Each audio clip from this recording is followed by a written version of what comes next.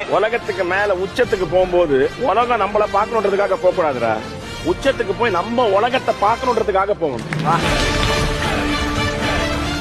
கோயில் கட்டும் போது எல்லா செங்கலும் முந்தி அடிச்சு ஓடி வந்துதான். அதுல முதல்ல வந்த செங்கல் எல்லாமே பவுண்டேஷனுக்கு போயிடுச்சு. கடைசியா வந்த கல்லு தான் கலசத்துக்கு போச்சு. அதனால முதல்ல வரணும்னு அவசியம் இல்ல, கடைசியா வந்தாலும் கலசத்துக்கு மேல யாருன்னா ஞாபகம் வச்சுக்கோ.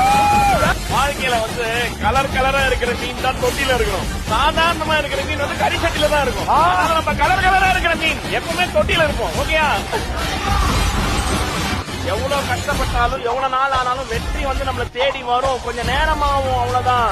எங்களை பொறுத்த வரைக்கும் எங்களுடைய பெயின் மத்தவங்க சிரிக்கிறதுக்கா இருக்கலாமே தவிர எங்க சிரிப்பு மத்தவங்களுடைய வலிக்காக இருக்கக்கூடாதுன்றதுனால தான் நாங்க இங்க நிக்கிறோம்.